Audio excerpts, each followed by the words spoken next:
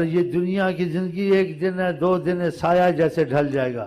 اس کو اتنا لمبا نہیں سمجھنا چاہیے. اسی آقا جی ایک صحابی نے پوچھا دنیا سے کیا میں لوں، کیا کچھ کروں؟ کہا کثرت خبز یقیم صلب، روٹی کا ٹکڑا اگر مل جائے تیری ہڈی کمر کی کھڑی رہے کافی ہے. کیا مطلب اس کا؟ اس کا مطلب ہے کہ روٹی کا ٹکڑا زیادہ نہ لگ، تھوڑی سی مل جائے، باقی آخرت کے کام کر کے تیری ساری دولت، رحمت، محنت، سب کرم یا آخرت میں اپنے لیے کر. دنیا میں تو کچھ ہوگا.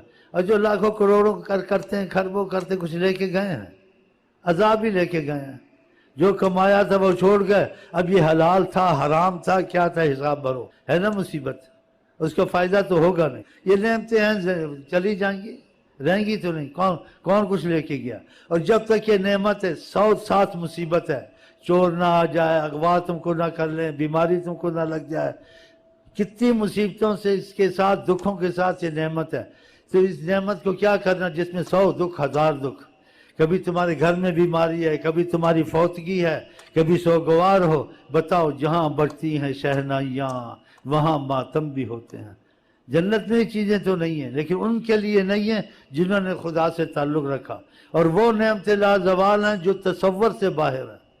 تو پھر ہم کو ادھر اللہ سے محبت کرنی چاہیے، ان چیزوں میں زیادہ وقت خرچ کرنا چاہیے جو سارا ہی ضائع جائے.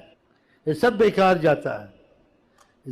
تو اس میں آقا نے سختی نہیں کی ہے، رغبت دلائی ہے کہ اگر دنیا کو اس سے زیادہ نہ مائل ہو تو اچھا ہے. کیونکہ اولیاء اللہ کہتے ہیں اس کا حلال بھی نقصان دیتا ہے. حرام تو حرام ہی ہے، حلال روزی بھی نقصان دیتی ہے زیادہ. کیوں؟ آپ زیادہ بڑا کاروبار کریں گے، زیادہ عہدے لیں گے، بڑے عہدے لیں گے، ذمہ داریاں زیادہ.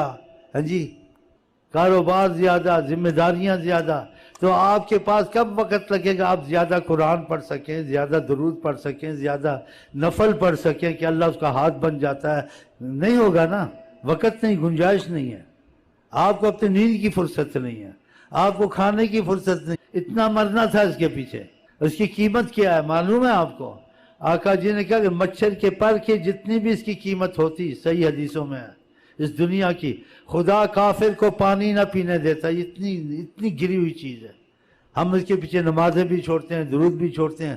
اس کی کمائی کے پیچھے آخرت کا، ایمان کا خاتمہ کر دیتے ہیں یا کمزور ایمان ہو جاتا ہے. اتنا تو نہیں لگنا چاہیے.